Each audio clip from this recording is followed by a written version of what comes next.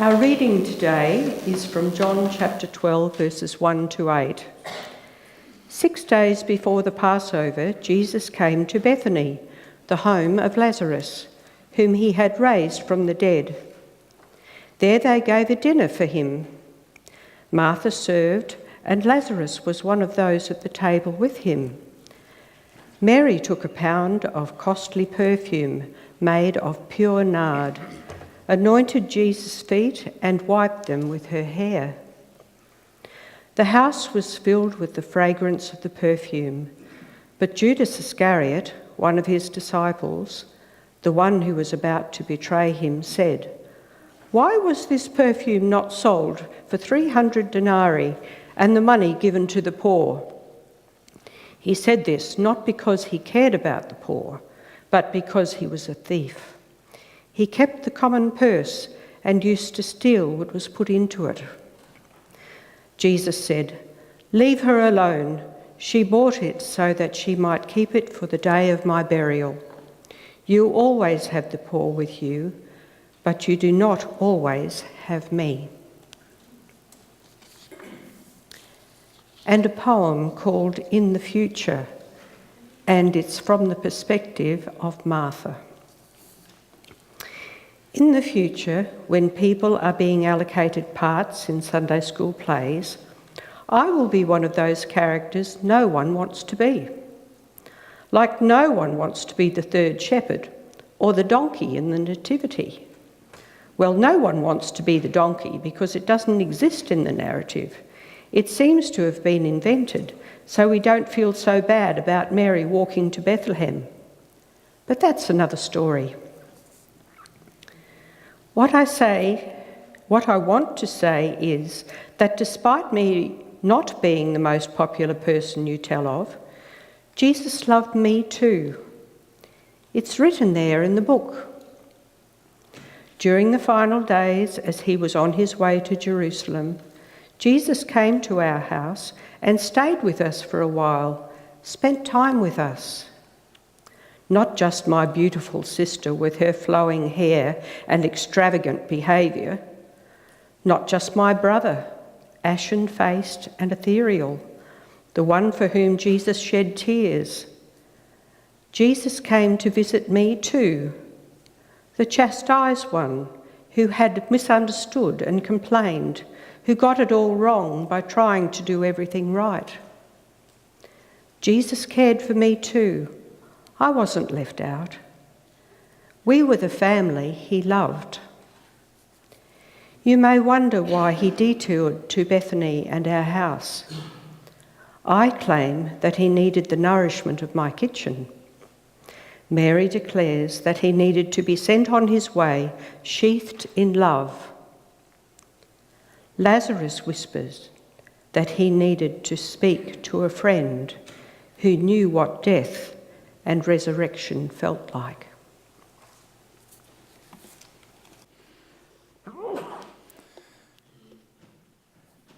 Jesus' anointing at Bethany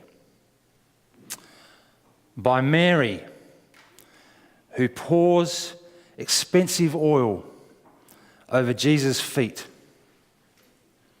is a story in the life of Jesus that has a lot more to it than meets the eye.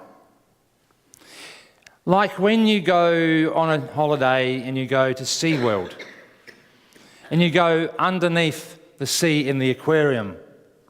You walk underneath and you view the fish and the sharks and the stingrays from underneath.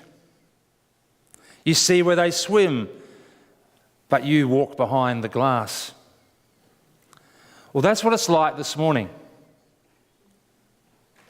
We take a walk underneath the surface. We take a walk this morning underneath the text of the story of Jesus' visit to Mary and Martha and Lazarus. Jesus receives hospitality. He receives ministry and friendship from those who cared about and for him.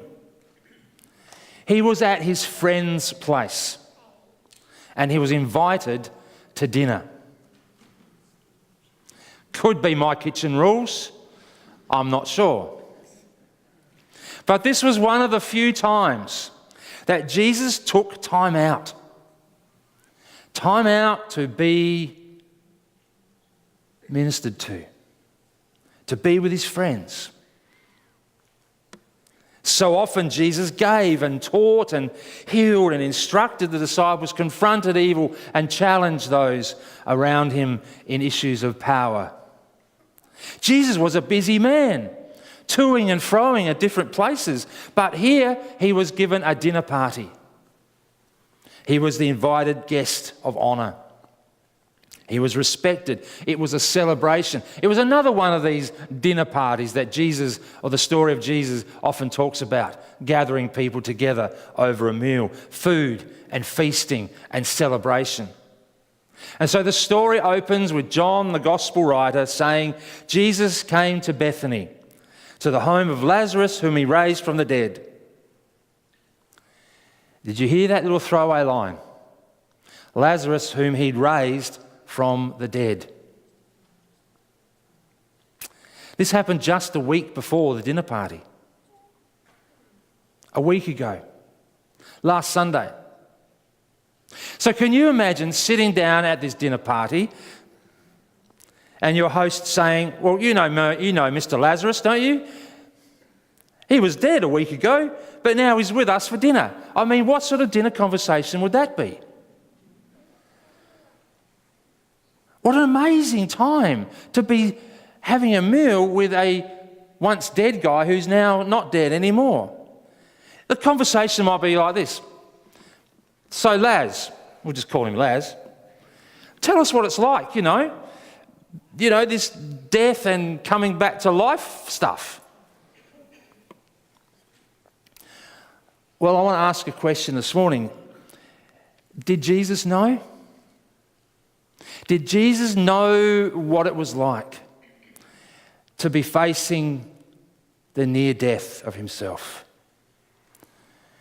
Did he really know what was going on? I think so, for in John chapter 11, a chapter before this one, talks about a plot to kill Jesus. This was a special moment where Jesus was with his closest friends. In fact, this is a pre-funeral celebration. I mean, sometimes, when someone dies, we usually have a funeral after they die, and then we have a wake or a eulogy, and we say all the right and nice things about the person who has died. But here, Jesus was still alive and having a dinner party, awake before he died. I wonder if the disciples even knew what was going on.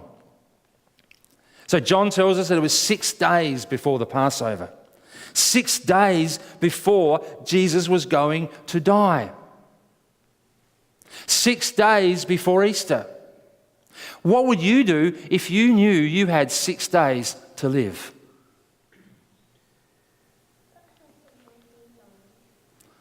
Well, no sooner than later had the soup been served that Mary comes stumbling in, falls all over Jesus, all over his feet, anointing his feet with her tears and her hair and expensive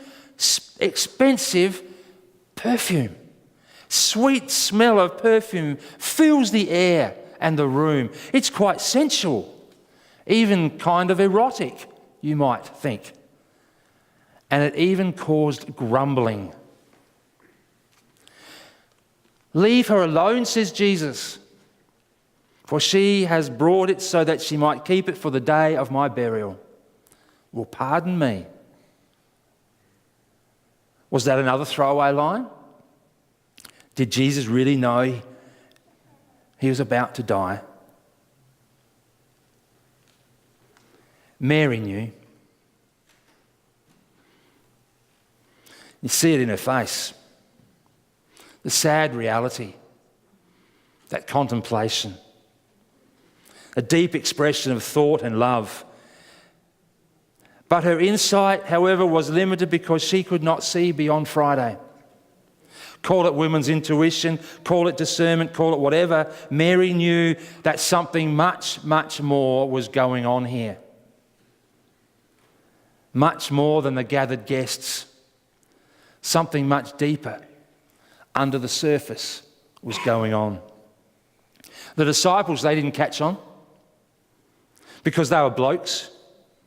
And with all their maleness and blokey, preconceived, idealistic views of power and status, they are the ones who open the fridge and can't see the sauce or the milk when they open it and look at it.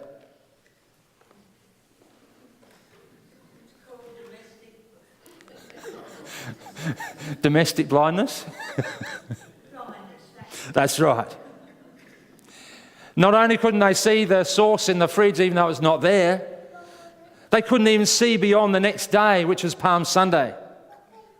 For they were hoping to usher in God's kingdom and celebrate and kick the Romans out and see Jesus as the Messiah, the one who would lead victoriously, not go out and die on a cross.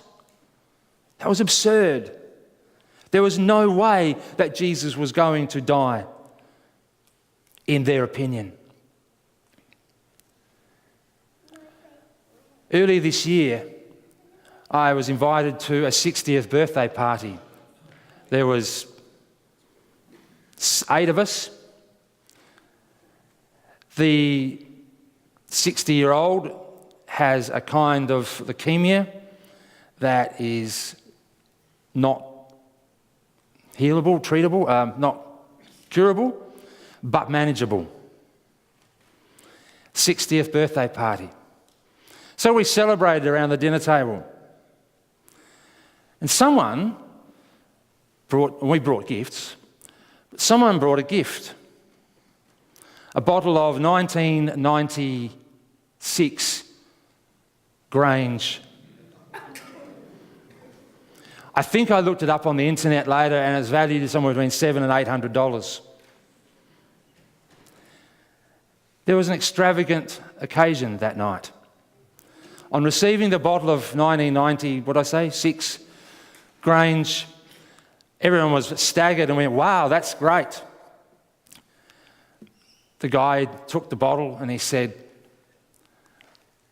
let's open it. So we did. An extravagant act. An expensive bottle of wine as a gift given at a birthday party, who says, let's share it together. Let's drink it. An extravagant act of generosity and hospitality. That night, those gathered around the table saw below the surface much, much more than was going on above. Mary saw below the surface, and she did an extravagant thing, for which she was reprimanded. Not by Jesus, but by Judas. And I'm sure others. Why have you done this? Why have you opened that bottle of 96 Grange and given it to us to share? Why have you spent so much on that oil and given it to Jesus? Why have you done this? John only mentions one other guest at that dinner table by name, and that is Judas Iscariot. Not sure if you can see it quite clearly, but the look on Judas's face. The good moral disciple that he is makes a fine moral comment. Why wasn't this perfume sold and given to the poor instead of wasting it by pouring it over Jesus' feet? You see, Jesus thought that he was right, and he thought that Jesus would back him up, knowing how Jesus felt about the poor. But poor old Judas, he missed the point. Jesus responded by saying, the poor you will always have, but you won't always have me. So let us remember this was a pre-funeral dinner. It was a prelude to a crucifixion. At this table were both his enemies and his friends. The smell of death and the smell of sweet-smelling perfume. More was going on than meets the eye. It's a little like what happens when we come to church to worship each week. There's more than what's going on above the surface. In the sermon, the singing, the readings, the prayer, and even fellowship. Sometimes we receive insight or inspiration we didn't even know we needed, or it was one of those aha moments. And that's what happens when Jesus enters the room. So if you like your reality simple, then times like this in this story might make us feel uncomfortable. But if we're willing to entertain that more is going on, then it's an exciting time. This can be fun. This can be challenging. Jesus says to those gathered at the dinner table, "You will not always have me. So go ahead, you Marys, and pour your perfume. Open your bottle of Grange. Caress me. Express your love to me. You have me tonight, but you will not always have me." Extravagant acts. When we participate in another extravagant act, that of Holy Communion, each time we gather and break bread and wine, something much deeper is going on. Yes, it might be just bread and wine or juice. Some might only see tradition and ritual, a bit over the top, a bit fatalistic, focusing on the death of Jesus. But when we gather and share in Holy Communion, whether it be baptism, be in worship, be in reflection groups, let us look below the surface like an iceberg and see more going on.